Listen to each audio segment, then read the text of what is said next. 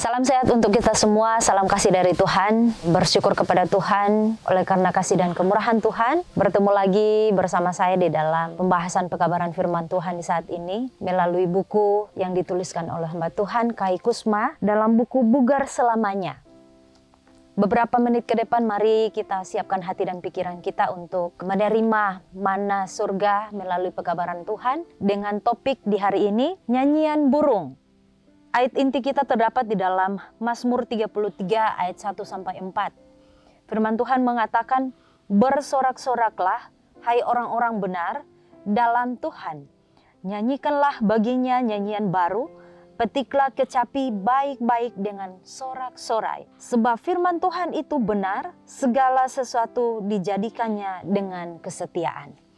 Ellen adalah anak yang berbakat. Dia memiliki watak yang ceria dan penuh harapan. Dia suka bersosial, berani, tegas, dan tekun. Dan karena kecintaannya untuk belajar, cepat tangkap, dan ingatan yang kuat, orang tuanya memiliki harapan yang tinggi untuk masa depannya. Kemudian ketika dia berusia 9 tahun, seorang teman sekelasnya dengan marah melemparkan sebuah batu, mematahkan hidungnya, dan merusak wajahnya.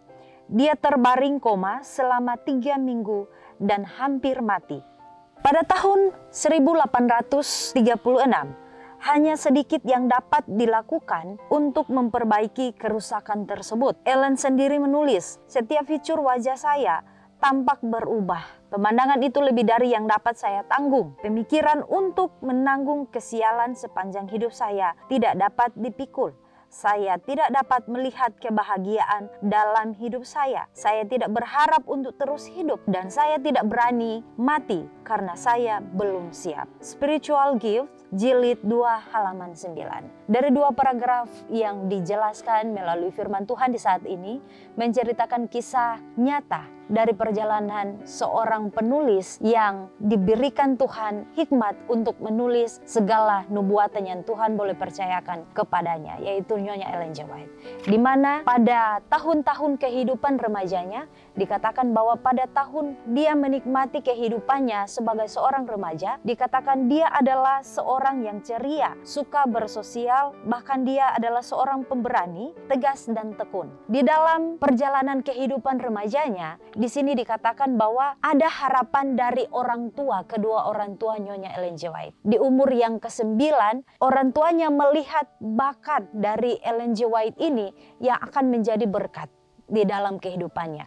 Tentunya ini juga terjadi di dalam kehidupan setiap orang tua di dalam keluarganya kepada anak-anaknya. Orang tua memiliki harapan yang lebih kepada anak-anaknya. Ketika melihat perkembangan, ketika melihat talenta-talenta, melihat kelebihan-kelebihan dari anak-anaknya, orang tua memberikan harapan itu kepada anak-anak itu. Tetapi keadaan berbalik. Ketika orang tua berharap lebih kepada Nyonya Ellen G. White untuk agar Ellen G. White menjadi seorang anak yang luar biasa, tentunya berbalik dengan harapan, berbalik dengan skenario kehidupan yang Tuhan izinkan terjadi di dalam kehidupan Nyonya Ellen G. White. Pada umur 9 tahun di sini dikatakan bahwa dia menghadapi sebuah problem kehidupan yang tidak bisa ditanggung oleh anak berumur 9 tahun. Dia dilempari temannya batu, seorang teman sekelasnya dengan marah melemparkan sebuah batu, mematahkan hidungnya dan merusak wajahnya. Dia terbaring koma selama 3 minggu dan hampir mati. Jadi situasi ini saudara-saudaraku tidak mungkin bagi keluarga Nyonya Ellen G. White mengharapkan situasi yang parah, mengharapkan situasi di mana Nyonya Ellen G. White mati oleh karena tertimpa musibah seperti itu. Tetapi kita belajar bahwa Tuhan memiliki rencana yang berbeda dari rencana dari orang-orang tua kita. Orang tua kita berharap kita akan menjadi seorang yang luar biasa oleh karena kelebihan-kelebihan kita, talenta, bahkan bakat yang Tuhan berikan kepada kita.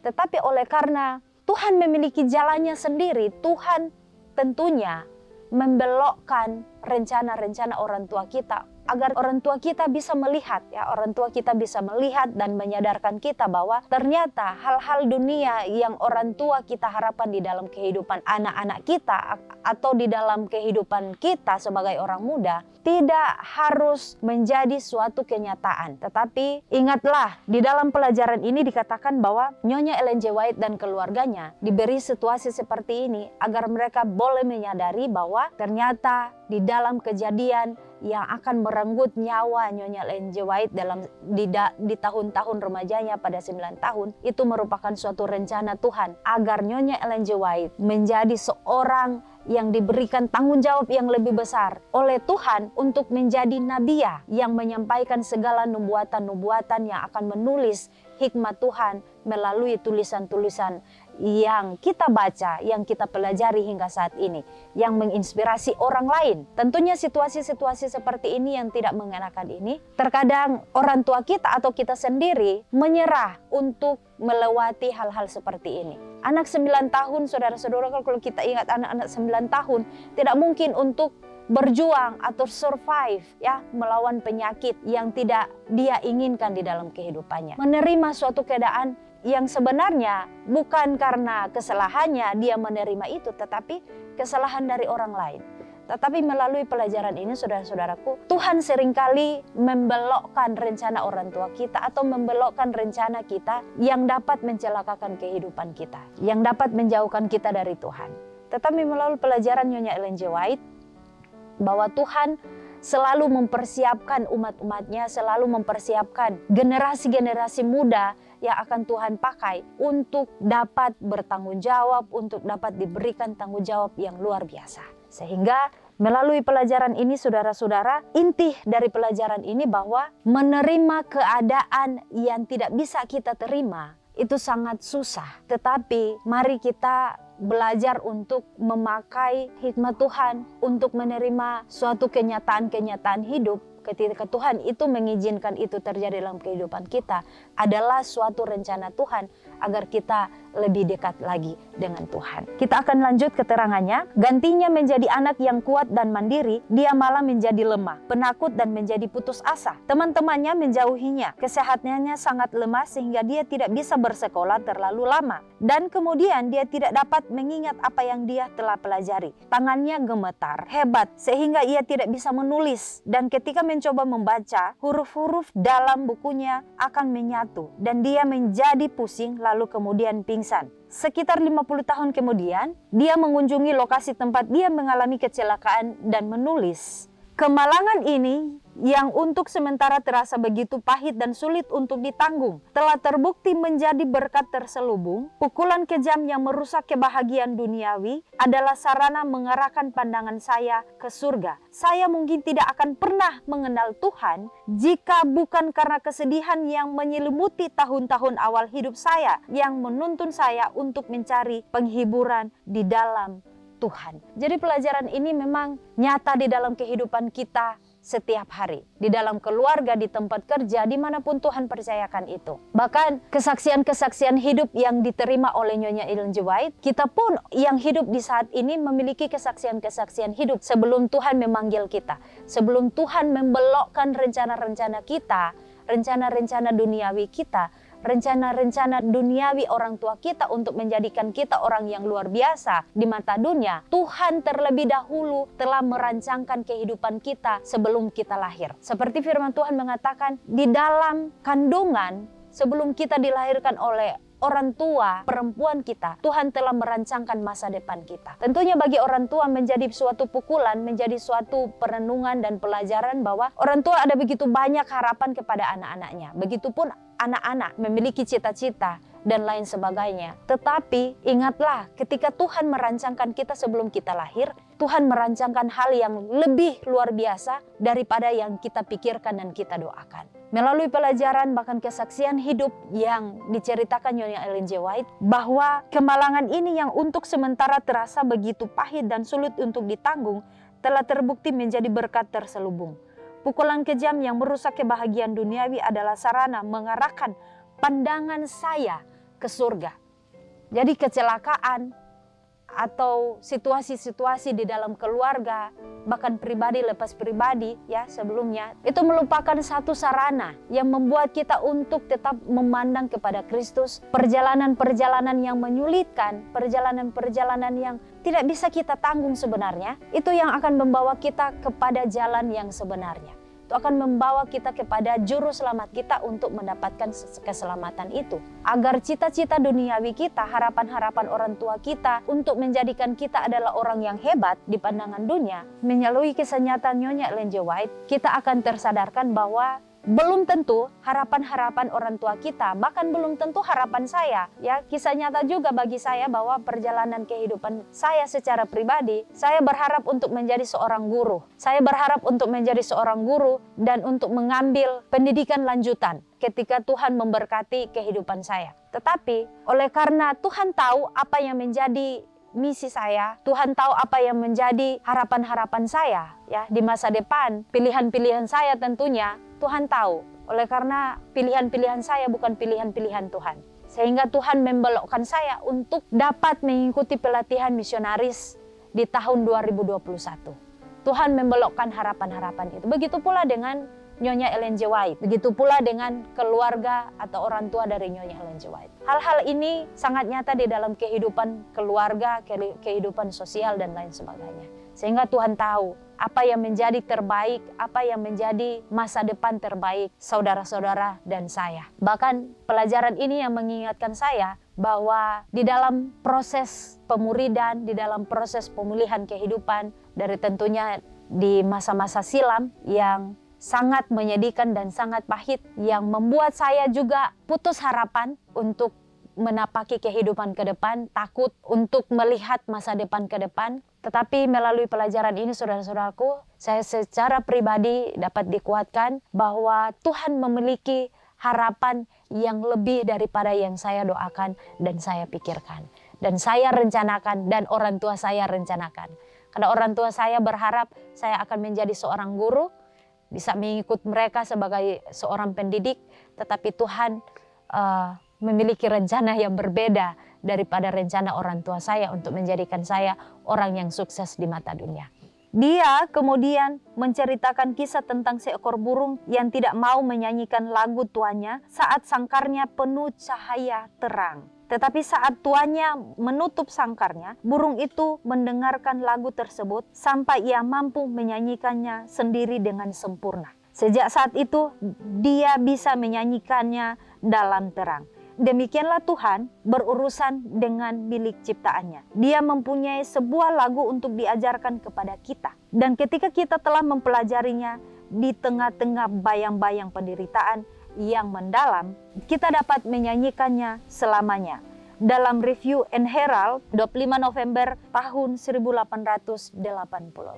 Jadi kisah ini tentunya menjadi perenungan di dalam kehidupan saya, bahkan saudara-saudara yang ada di rumah, bahwa belum tentu harapan-harapan kita untuk menjadi orang yang sukses di mata dunia itu yang akan Tuhan wujudkan di dalam kehidupan kita. Belum tentu harapan-harapan orang tua saya, orang tua Anda yang ada di rumah, orang tua yang ada di rumah yang mendengarkan firman Tuhan ini akan diwujudkan oleh Tuhan, harapan-harapannya kepada anak-anaknya. Tetapi percayalah bahwa Tuhan memiliki rencana yang indah seperti yang Nyonya Ellen G. White ceritakan melalui kisah hidupnya. Bahkan ini juga yang saya alami di dalam kehidupan saya.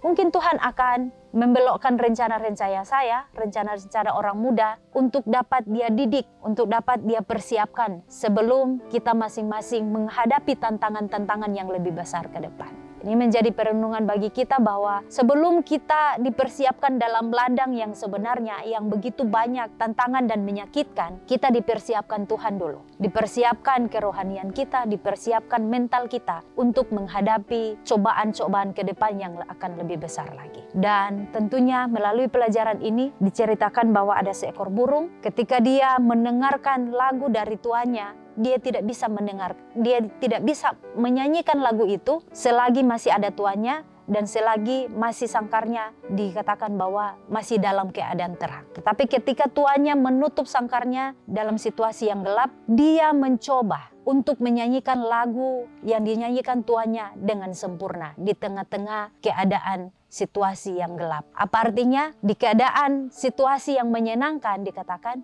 kita tidak dapat melihat rencana Tuhan. Kita tidak bisa mendengar suara Tuhan. Kita tidak bisa melihat jalan-jalan Tuhan di dalam kehidupan saya dan dalam kehidupan saudara-saudara. Ketika di dalam situasi yang senang, situasi yang membuat kita melupakan Tuhan. Tetapi ketika Tuhan merancangkan situasi yang buruk, disitulah dimana anak-anak Tuhan akan berusaha untuk mendengar suara Tuannya. Mendengar bahkan mengulangi lagu yang diulangi, lagu yang dinyanyikan oleh Tuannya dengan secara jelas. Apa artinya? Artinya adalah ketika kita ditimpa duka, ditimpa kecelakaan, ditimpa dengan situasi yang akan merenggut nyawa kita atau membuat kita tubuh fisik kita menjadi cacat, disitulah dimana kita akan mencari suara Tuhan dengan jelas, mencari jalan-jalan Tuhan. Ketika di situasi yang sulit, kita akan benar-benar otak dan pikiran kita, hati kita akan mencari pertolongan itu. Nah, begitu pula dengan burung ini. Ketika masih dalam keadaan terang, dia tidak bisa menyanyikan lagu tuannya yang dinyanyikan tuannya itu dengan jelas. Tetapi ketika Tuhan menutup pintu dari sangkarnya itu, di situasi yang gelap, dia berusaha untuk menyanyikan lagu yang begitu sempurna. Dia berusaha untuk menyanyikan lagu-lagu itu, menyanyikan dengan senandung-senandung yang indah dengan jelas. Begitu pula dengan kehidupan, ini realita kehidupan manusia. Ketika kita senang, ketika kita berlimpah akan berkat-berkat Tuhan, kita melupakan akan Tuhan. Kita melupakan akan sumber kehidupan itu. Kita akan melupakan sumber berkat tentunya yaitu Tuhan. Tetapi ketika kita diizinkan Tuhan untuk menghadapi hal-hal yang tidak bisa kita tanggung sendiri, contohnya kecelakaan, kematian orang tua kita, kematian anak-anak kita, kematian saudara-saudara kita, kecelakaan di mana-mana, disitulah baru kita sadar, kita akan mendengar lebih jelas suara Tuhan. Disitulah baru kita akan mencari Tuhan dengan sungguh-sungguh. Begitupun dengan pelajaran di hari ini bahwa kisah nyata ini yang akan menginspirasikan kita, anak-anak muda, orang tua kita di rumah. Belajarlah untuk menyusun setiap rencana di dalam kehidupan anak-anak kita sesuai dengan rencana Tuhan, sesuai dengan hikmat Tuhan, sesuai dengan firman Tuhan. Jangan berharap lebih kepada anak-anak kita untuk menjadi orang-orang yang hebat, yang sukses di pandangan dunia, tetapi jiwa mereka akan binasa. Tetapi biarlah pekabaran firman Tuhan ini boleh menegur kita bahwa jangan menuntut lebih, jangan kita berambisi lebih besar daripada apa yang kita tidak mampu, tetapi biarlah cita-cita kita dan harapan kita sesuai dengan harapan yang Tuhan inginkan dalam kehidupan kita. Tuhan dapat mengambil segala kecacatan yang Anda miliki dan mengubahnya menjadi sebuah peluang. Percayalah padanya. Biarlah kekurangan-kekurangan kita boleh Tuhan ubahkan menjadi kelebihan di dalam pekerjaannya. Melalui talenta-talenta kita, mari anak-anak muda, mari orang tua, kita gunakan waktu-waktu kita untuk melayani Tuhan sebelum Tuhan datang kedua kali. Biarlah sebelum Tuhan akan menutup pintu kasihan kita masing-masing, oleh karena kita sementara diperhadapkan dengan penghakiman kita masing-masing. Biarlah kiranya Tuhan memberkati kita. Salam sehat, salam sejahtera untuk kita semua. Tuhan memberkati.